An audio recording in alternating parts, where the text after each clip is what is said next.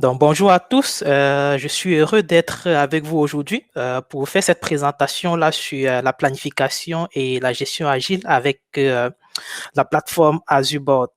Donc, je suis Inol Romaric Donfa, je suis architecte cloud et j'accompagne aussi les équipes de développement dans la mise en place du DevOps avec notamment des outils tels que Azure DevOps, GitHub et bien plus.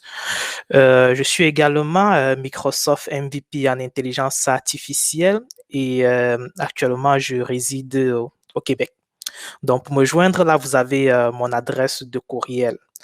Donc, dans la présentation d'aujourd'hui, on va un peu passer en revue l'outil Azurebot. Il faut savoir déjà que cet outil-là est inclus dans une offre de services d'une plateforme qui s'appelle Azure DevOps. Donc, l'agenda d'aujourd'hui prévoit d'abord une introduction à Azure DevOps avec Azurebot. Ensuite, on va voir quelques éléments clés d'Azure DevOps. On va finir par une démo. Donc, il faut savoir que Azurebot est inclus dans un ensemble d'outils qui sont offerts à travers une plateforme qu'on appelle Azure DevOps. Donc, dans cette plateforme-là, on a 5 services phares. Donc, le premier, Azurebot, qui est l'outil qu'on va utiliser pour tout ce qui est agilité, suivi du carnet de produits, planification agile et gestion des éléments de travail. Ensuite, on a Azure Pipeline qui sera beaucoup plus l'outil à destination des équipes de développement qui va leur permettre de mettre en place des pipelines d'intégration et de déploiement continu. On retrouve aussi Azure Report qui est l'outil de gestion de code source qui est intégré à la plateforme Azure DevOps. Cet outil supporte notamment la gestion des dépôts Git et également des dépôts TFVC. Puis, le quatrième outil est Azure Test Plan qui va être utile aux équipes pour la mise en place des tests exploratoires et des tests manuels. C'est un outil qui est très intéressant justement pour des équipes qui vont faire des essais et avoir au moins un outil qui va les supporter dans cette mise en place. Puis, le dernier outil, et non des moindres, c'est Azure Artifact qui va offrir tout un ensemble d'outils pour la gestion des packages.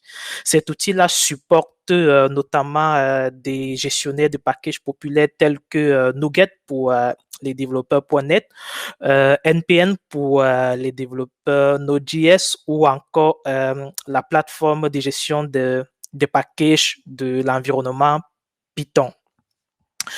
Ça peut tarder, on va aller dans le vif du sujet. Alors, concrètement, c'est quoi Azurebot? Il faut savoir que Azurebot, c'est une plateforme dans laquelle vous allez retrouver tout un ensemble d'outils agiles qui va vous servir pour votre planification et le suivi de votre portefeuille de projets. On va y retrouver des carnets de produits, des tableaux Kanban, des tableaux d'itération, des fonctionnalités de planification, d'itération et de capacité, des tableaux de bord d'équipe et même des rapports personnalisés qui vont vous permettre de suivre vos actifs et générer un certain nombre de graphiques de suivi d'avancement. La notion essentielle avec Azurebot est la notion de processus. Parce que le processus, là, c'est ce qui permet de définir le bloc de construction du système de suivi de travail d'Azurebot. Donc, il y a 4 processus qui sont supportés par l'outil. On a le processus basic qui est le plus récent. Puis, on a le processus agile, le processus Scrum et le processus CMMI qui va être beaucoup plus à destination des équipes qui ne sont pas trop orientées agilité, mais qui veulent exploiter l'outil. Donc, en fonction du processus que vous décidez d'utiliser, il y aura déjà une certaine fondation, une certaine orientation dans la gestion de votre carnet de produits et de vos éléments de travail. C'est pour ça qu'il est très important lorsqu'on utilise Azure DevOps en partant de définir le processus qu'on veut utiliser et on doit adopter le processus qui va le plus s'arrimer avec notre façon de fonctionner et avec la gestion agile qu'on veut apporter au niveau de notre projet. Si c'est un projet très simple, un petit projet où on a des tâches qui ont peut-être quelques états seulement, à savoir en cours nouveau, en cours et terminé, à ce moment, on peut s'orienter vers un processus comme Basic. On va un peu passer en revue le processus agile, qui est le processus le plus populaire et qui est très souvent utilisé par les projets dans Azure DevOps. Le processus agile, c'est un processus qui est à la fois adapté pour les équipes qui vont utiliser l'agilité dans son ensemble, tant les équipes qui vont utiliser qui vont utiliser le Kanban, et aussi les équipes qui vont utiliser le framework Scrum, qui notamment met en place des éléments comme les itérations avec des cérémonies qui vont avec. Donc, ce processus-là est quand même très adapté dans la mise en place de l'agilité, quel qu'en soit le framework d'agilité que vous décidez d'utiliser, que ce soit du Scrum ou bien du SAFe pour une mise en place de l'agilité à l'échelle. Avec ce processus, vous aurez des éléments de travail. Ici, les éléments de travail, c'est un peu nos différentes cartes qu'on vient créer dans Azure DevOps pour définir ce sur quoi on doit travailler. Donc, les éléments de travail ont une structure hiérarchique. Au premier niveau, on a les épiques qui sont des épopées en français. Puis, on a les features qui vont permettre de récupérer tous les éléments sur nos fonctionnalités. Et ici, il faut comprendre une fonctionnalité comme une valeur ajoutée qu'on doit livrer à notre client et qu'on doit être capable de tester de bout en bout. Puis, pour mettre en place une fonctionnalité, on aura bien évidemment besoin des user stories, qui sont ici nos récits utilisateurs. Une user story, normalement, la taille doit être définie de telle sorte qu'elle puisse se réaliser dans une itération qui peut être de 2 semaines ou de 3 semaines. Et une fois en dessous des user stories, on a les tâches. Donc, l'équipe de réalisation va créer des tâches pour être à mesure de réaliser un récit utilisateur. Et bien évidemment, on peut avoir des éléments de travail de type anomalies qui vont permettre, par exemple, de capturer les différentes anomalies qui ont été détectées dans le cadre de la réalisation d'un récit utilisateur. Donc, la structure hiérarchique de nos éléments de travail, comme vous pouvez le voir, on a vraiment en premier lieu, on a nos épopées, ensuite nos fonctionnalités, plus nos récits utilisés, nos user stories et les tâches qui vont être réalisées.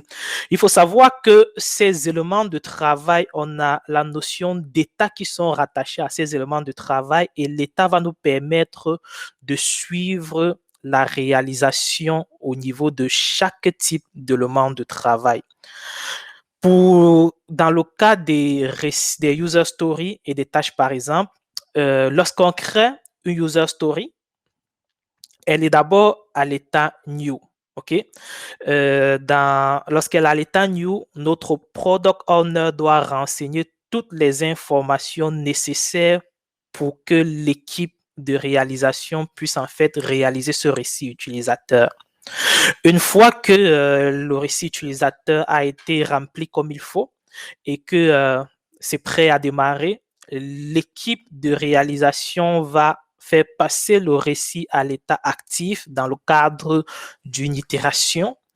Ensuite, une fois que tous les travaux en rapport avec le récit utilisateur, c'est-à-dire le développement, la documentation, les tests, ont été réalisés et ont été réalisés, le récit va passer au stade de Resolve. À l'état de Resolve, le PO et l'équipe de coordination va essayer de vérifier est-ce que le livrable répond aux critères d'acceptation qui ont été définis dans le cadre de ce récit-là. Si la réponse est oui, à ce moment, le récit est fermé. Si la réponse est non, ça veut dire que le récit ne répond pas totalement à nos critères d'acceptation. On peut le ramener à l'état actif pour effectuer les réalisations supplémentaires dans le cadre de ce récit-là. Pour ce qui est des tâches, une tâche, lorsqu'elle est créée, elle a un état nouveau. Lorsque une équipe, un développeur, par exemple, travaille là-dessus, la tâche passe à l'état actif. Et lorsque la tâche est complétée, elle passe à l'état close. Si la tâche n'a plus de valeur ajoutée, qu'on se rend compte qu'on n'a pas nécessairement besoin de la réaliser, on peut la faire passer de remords pour qu'elle ne soit plus visible dans notre carnet de produits. Donc, ça, c'est un peu en ce qui concerne la notion de processus. Donc, c'est le flux de travail qu'on aura pour un processus agile. Et ce flux de travail est hérité directement du processus qu'on utilise avec Azure Board. Donc, si vous utilisez le processus Scrum ou le processus Basic, le flux de travail ne sera pas similaire au flux que je viens de présenter. Puis, Azure Board est construit autour de la notion d'équipe. Parce que si vous le savez bien, dans la mise en place de l'agilité, on recommande la création des équipes agiles. Et une équipe agile a une taille. La taille recommandée le plus souvent de 8 à 11 membres. S'il arrive qu'on excède ce nombre, il est recommandé de créer d'autres équipes. Donc, dans Azure Board, on va se rendre compte qu'on a cette capacité-là d'avoir des multiples équipes. Tous les outils de gestion et de planification agile sont disponibles à hauteur des équipes. Donc, chaque équipe aura un accès à son propre carnet de produits, donc son backlog, aura son propre tableau Kanban pour le suivi des avancements, sera capable de contrôler comment les anomalies sont affichées dans son backlog et ses tableaux, va disposer d'un set d'outils de collaboration et de gestion agile, aura accès aux outils de gestion et de planification d'itération. OK? Puis, en dessous de la notion d'équipe, on va parler de carnet de produits. Parce que depuis le début de cette présentation, c'est un terme qui revient le plus souvent dans ce que j'ai dit. Alors, Azure DevOps va vous offrir un ensemble d'outils qui va vous permettre de gérer votre carnet de produits. En fait, votre carnet de produits doit regrouper tout ce que vous devez réaliser dans votre projet. Et c'est à partir du carnet de produits que vous serez capable de réorganiser vos éléments de travail en définissant notamment les priorités, donc les récits utilisateurs ou les fonctionnalités qui doivent être commencées en premier. C'est à partir de votre carnet de produits que vous êtes capable d'affiner vos éléments de travail. C'est à partir de votre carnet de produits que vous êtes capable d'ajouter des détails et d'effectuer des estimations au niveau de vos éléments de travail.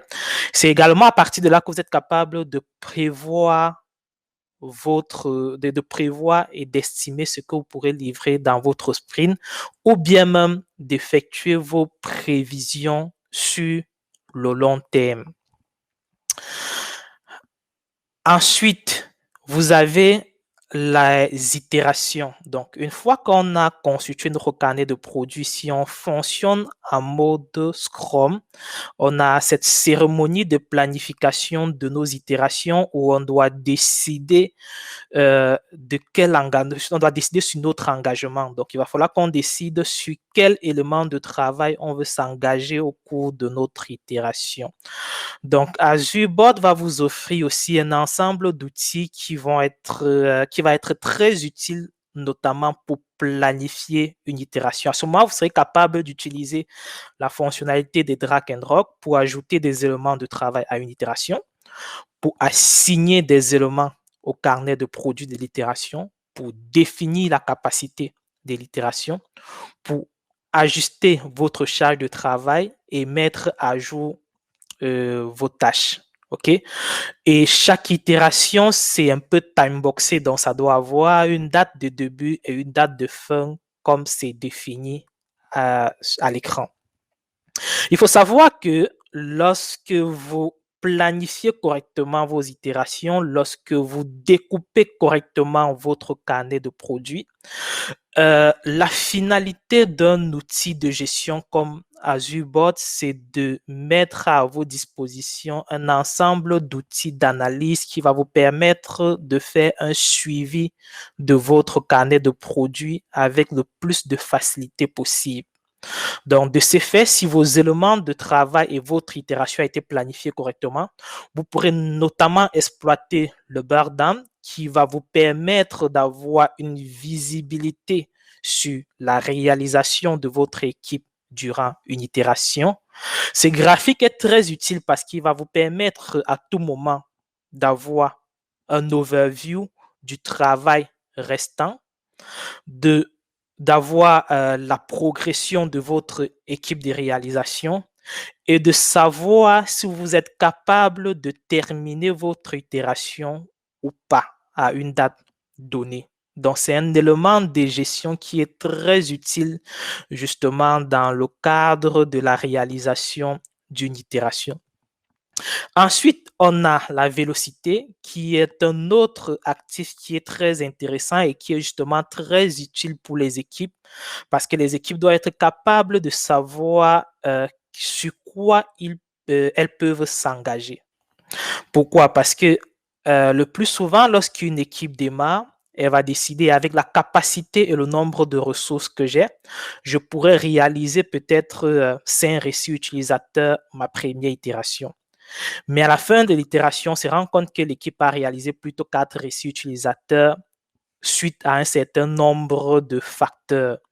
Au fur et à mesure que l'équipe va évoluer itération après itération, elle sera capable d'évaluer sa vélocité et en exploitant justement ce graphique, elle sera capable de s'engager de façon un peu plus juste sur les prochaines itérations, justement en apprenant des itérations passées. Donc, si dans mes itérations passées, je me suis engagé en moyenne sur 7 éléments de travail et que je me suis rendu compte qu'en bout de ligne, j'ai livré toujours 4 ou 5, la prochaine itération, je vais m'engager plutôt sur 5 éléments de travail au lieu de 7, par exemple. C'est ça qui va permettre justement de mieux définir notre engagement et aussi de mieux planifier le futur parce que on sera capable également de rapidement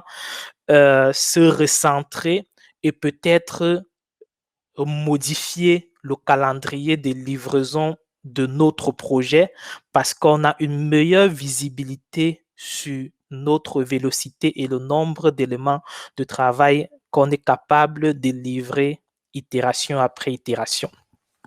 Donc, on va passer à la démo pour voir un peu concrètement comment cela se fait avec notre outil AzureBot. Donc, je vais afficher mon navigateur.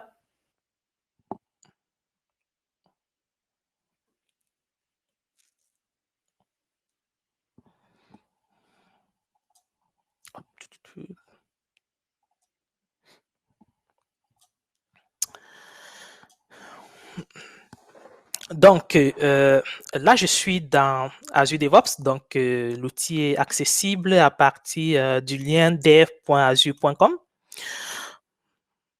Donc, dans Azure DevOps, la première chose, c'est qu'on a la notion d'organisation. Une organisation, c'est ce qui va regrouper l'ensemble de nos projets. Donc, lorsqu'on crée un nouveau projet, c'est à ce moment qu'on est capable de définir le processus qui va être utilisé. Donc, on a ici le choix entre les différents processus qui existent. Et quelque chose qui est intéressant à noter, il faut savoir que Microsoft offre 4 processus, mais par contre, vous êtes capable de créer vos processus personnalisés. Si par exemple, vous voulez au-dessus de l'épopée avoir un élément de travail supplémentaire, un type d'élément de travail supplémentaire de type thème, à ce moment-là, vous n'aurez pas d'autre choix que d'y aller avec un processus personnalisé. Donc ici, on peut bien voir que dans mon organisation, j'ai également des processus personnalisés qui existent. Donc, une fois que vous avez créé votre projet avec le processus, cela va permettre de définir l'ensemble des types d'éléments de travail et de flux de travail qui va être utilisé dans votre projet. OK? Là, je suis au niveau de l'interface d'accueil d'Azure DevOps et comme je l'ai présenté dans mes diapositives, on a 5 services qui sont disponibles dans cet outil-là. Donc, on a Azure Board qui va être notre service de gestion et de planification agile, Azure Repo pour le code source, Pipeline pour l'intégration continue, TestPlan pour les tests et Artefact pour la gestion des packages. Au niveau de Azure Board, dans le menu, on voit l'ensemble du set de fonctionnalités auxquelles on a accès. Le premier élément très important, c'est le backlog. Dans notre backlog, on est capable de visualiser l'ensemble de nos éléments de travail. Ici, ce sont nos user stories. Si je veux visualiser mes fonctionnalités, là, je vais cliquer dans ces zones et sélectionner Feature. Et là, je pourrais voir les fonctionnalités qui ont été créées pour mes récits dans le cadre de mon carnet de produits. OK? Donc, on a le backlog. Ensuite, le backlog est offert en 2 modes. On a un mode hiérarchique qui permet justement de visualiser l'ensemble de mes éléments de travail sous forme hiérarchique. Puis, on a le mode tableau qui va permettre d'avoir un affichage sous forme de tableau. C'est un peu là au niveau de l'outil.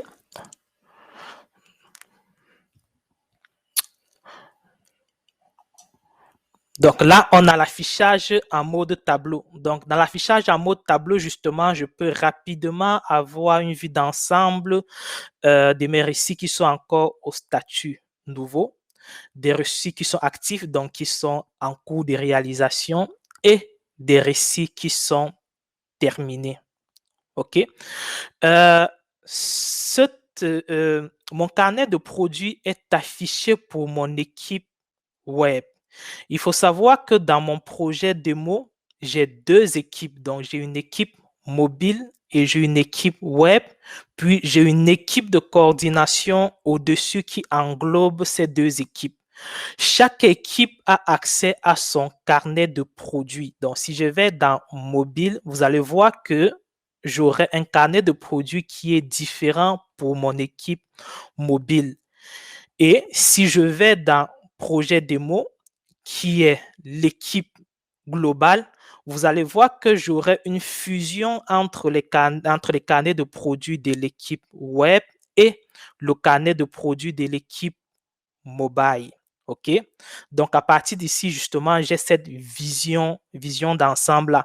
Donc, c'est cette option, justement, qui va permettre de mettre dans un outil comme Azure DevOps, de gérer,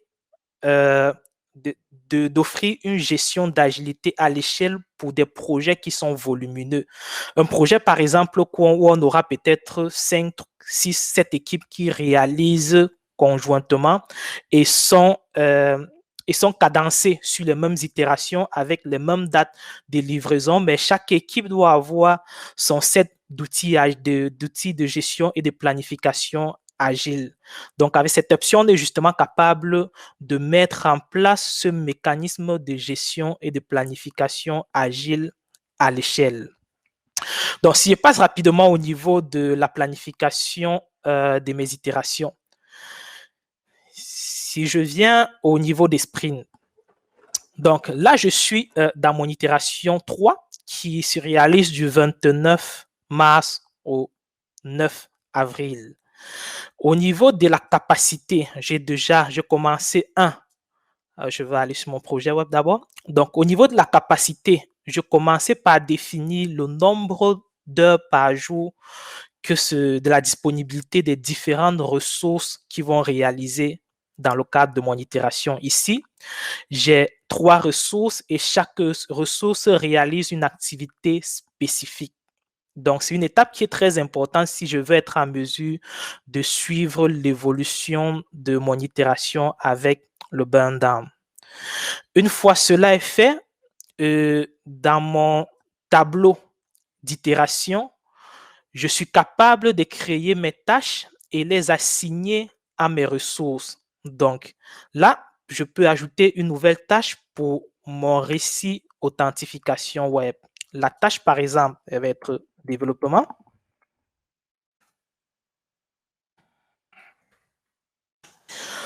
Donc, pour cette tâche, je dois estimer l'effort qu'il faut pour la réaliser, supposons 35.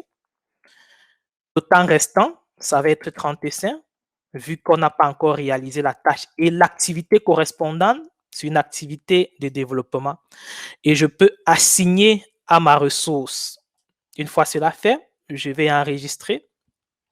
Vous voyez qu'ici, directement au niveau de mes détails de travail, je me rends compte immédiatement que ma ressource est dans le rouge parce que avec le temps que j'ai défini au niveau de la capacité et le nombre de jours restants pour terminer mon itération, en fait, ma ressource a encore 35 heures de capacité. Toutefois, on lui a assigné des tâches pour environ 40 heures. Donc, on est capable, avec cette vue, de rapidement comprendre. Parce que le plus souvent, en début d'itération, on va planifier en se laissant un loose et on va être capable, avec cette vue-ci, de rapidement visualiser et savoir si on a bien planifié ou pas. Et lorsque c'est fait, toutes nos ressources seront dans le vert, bien évidemment, mais au fur et à mesure qu'on va évoluer, dépendamment des contraintes qu'on aura dans le projet, ou bien si une équipe, initialement, on a évalué la tâche pour 30 heures et une ressource prend plus de temps pour réaliser la tâche, à un moment donné, avec cette vue, on sera capable de se rendre compte qu'on est déjà en train d'aller dans le rouge, donc on ne sera potentiellement pas capable de finaliser toutes les tâches qui sont contenues dans notre itération à temps. OK? Et à partir d'ici, je peux tout simplement cliquer là pour visualiser mon burn down qui me permet justement de visualiser la progression de mon équipe. Ça, c'est fait pour mon itération 3. Et maintenant, si je veux déjà planifier mon itération 4, pour cela, je vais aller dans mon backlog et justement essayer de regarder c'est quoi les stories que j'ai envie de réaliser dans mes prochaines itérations. OK? Donc, je peux, dans ma vue, demander de m'afficher la zone de planification. Là, j'ai deux éléments de travail qui sont dans mon carnet de produits et qui vont être réalisés dans le futur. Suite à ma planification, je décide de les réaliser dans mon itération 4. Tout ce que je vais faire, c'est simplement déplacer mes éléments dans l'itération en question en utilisant le glisser-déposer. Et là, lorsque c'est fait, je clique sur l'itération pour directement être dirigé dans la zone itération et visualiser mon carnet d'itération, mon tableau de tâches et aussi mettre à jour la capacité si besoin. À ce moment, je suis capable, pour avancer rapidement, de récupérer la capacité de mes membres depuis l'itération précédente. Par exemple, OK, copie. Là, vous avez vu que ça m'a rempli directement ma capacité en récupérant les informations de l'itération précédente.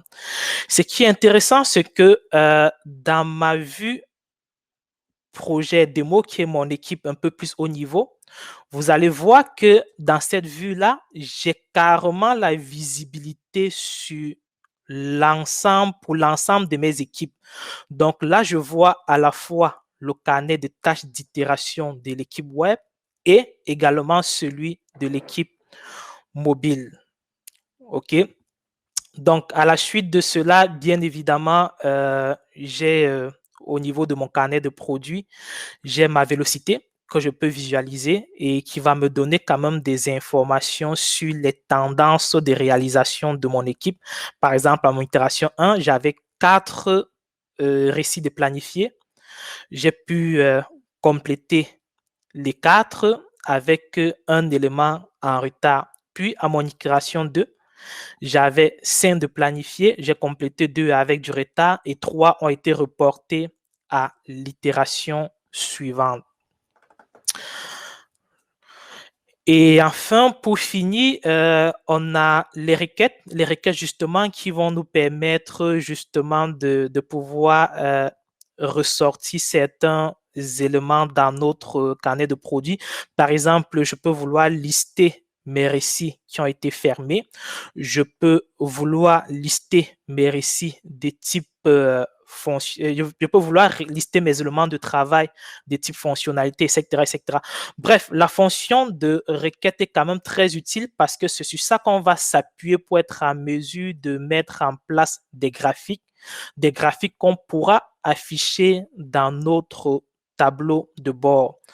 Par exemple, ici, dans mon tableau de bord, je peux facilement visualiser les éléments qui me sont assignés. Ça, c'est le résultat d'une requête. Je peux visualiser les récits en fonction regroupés par utilisateur. Ça également, ça s'appuie sur une requête qui a été créée au préalable. Je crois que j'ai un peu débordé dans le temps. Donc, je vais conclure rapidement. Donc là, en ce qui concerne la documentation Azure DevOps, elle est quand même assez complète et également la documentation Azure Board. Et aussi, il y a une formation sur LinkedIn, une formation, l'essentiel d'Azure DevOps, qui est quand même assez complète et qui couvre à la fois Azure Board, Azure Pipeline, Azure Repo et Azure Test Plan. Cette formation-là, elle est de niveau débutant et ça permet vraiment d'avoir des fondations nécessaires pour démarrer avec cette plateforme.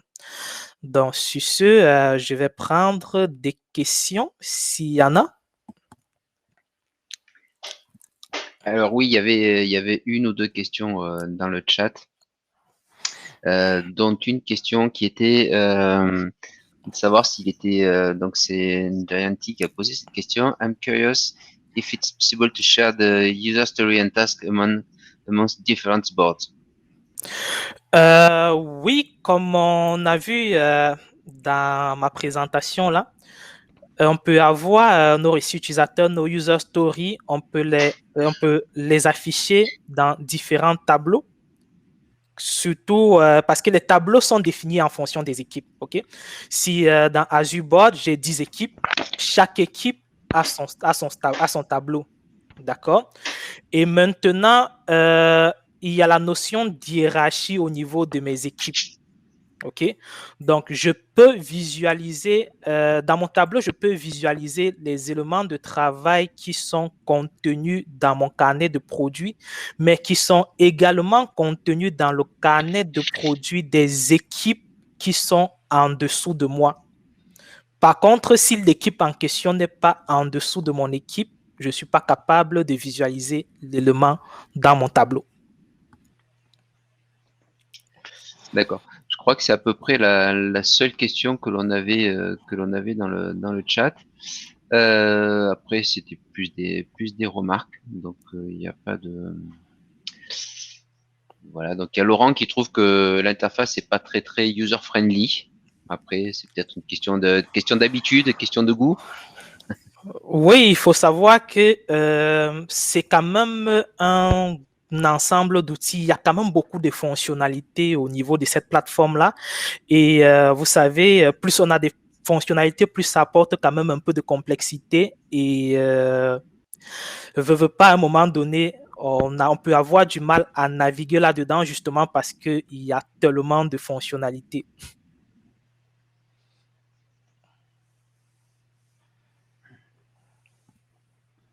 Ok. Bon, je pense que Je ne vois pas d'autres ouais, je suis en questions. train de... Ouais, visiblement, il n'y a pas d'autres questions qui arrivent. Donc, on va... Voilà, ben, écoute, merci Ino, c'était super, Merci, Ino. super intéressant. Voilà, on a appris plein de choses. Moi qui suis pas du tout sur cette partie-là, franchement, même sans y être, on arrive à suivre facilement. Donc ça, c'était bien sympa. Ah, il y a Vincent qui nous demande, est-ce qu'on peut regarder rapidement la partie calendrier et rétrospective? Oui, oui, oui, oui. On va y aller.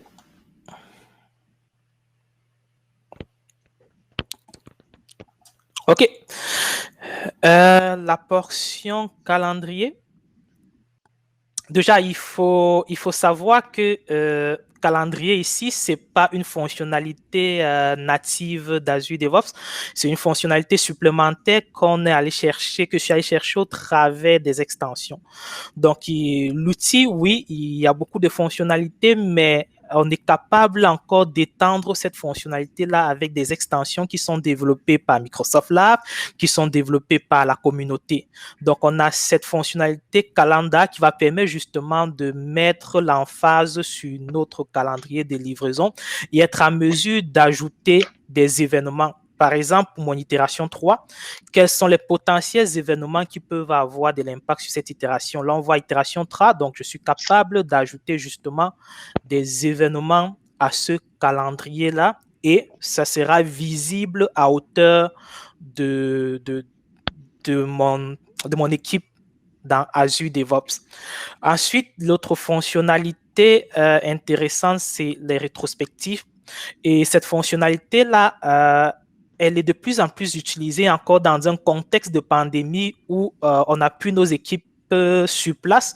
Il faut trouver un mécanisme pour être en mesure de faire nos rétrospectives et récupérer les feedbacks de nos utilisateurs via des sondages.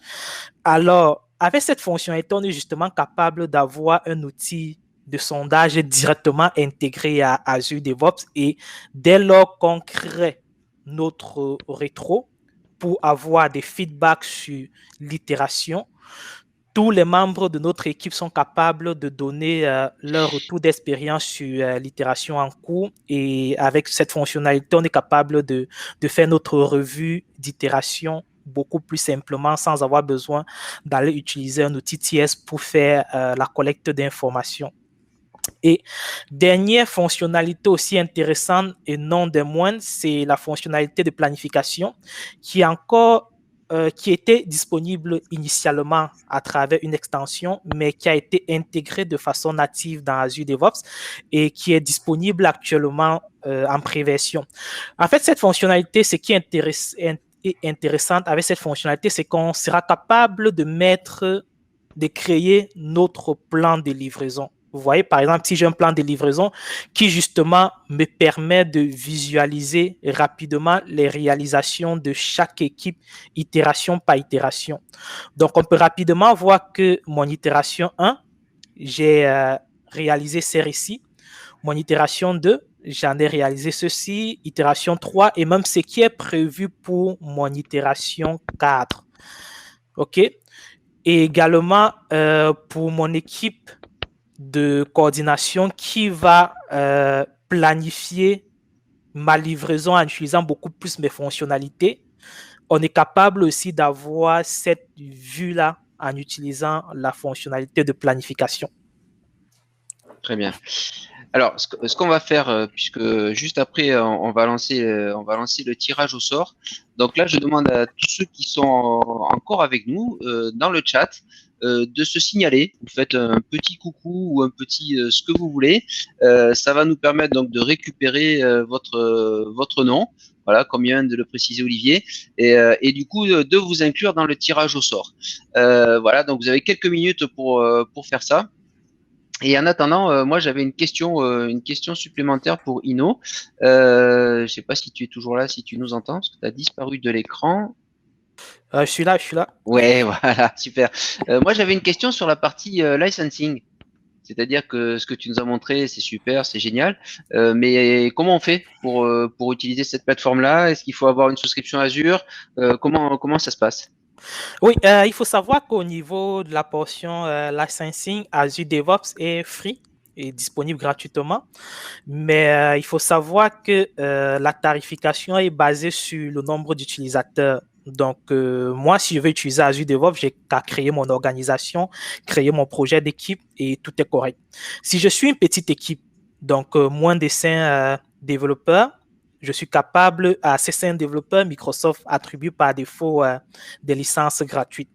Donc, pour des développeurs supplémentaires, à ce moment, je vais acquérir par personne une licence basique qui va permettre à cette personne d'avoir accès à l'ensemble des fonctionnalités de l'outil, que ce soit au niveau d'Azure Board, Repo, Pipeline, Test Plan et Artefact.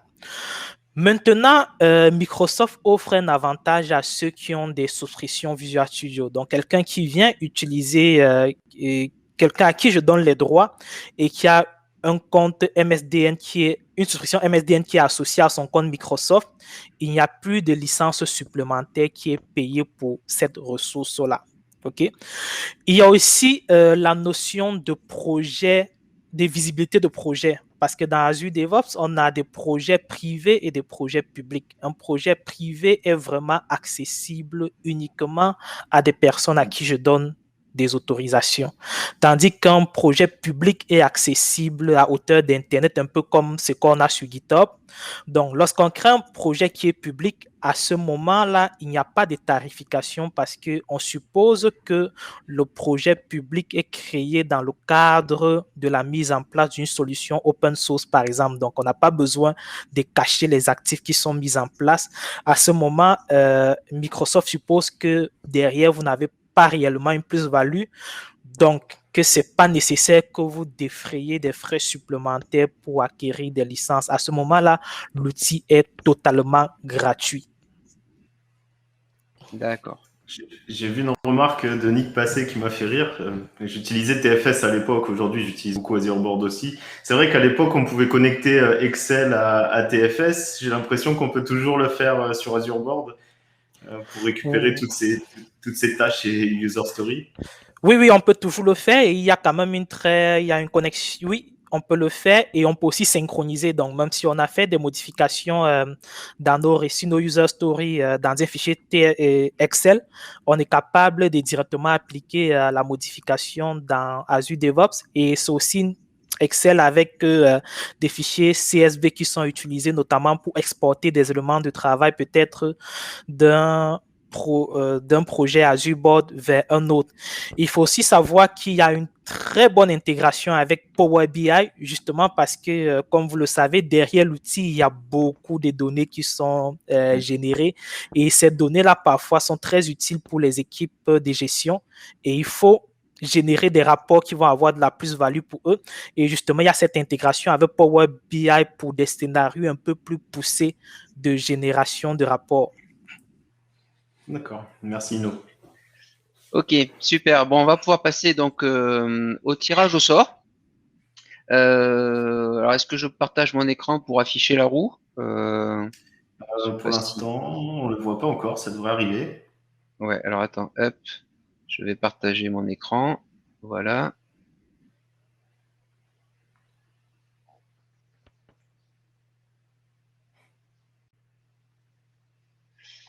Voilà, vous me dites si vous... C'est bon, on voit.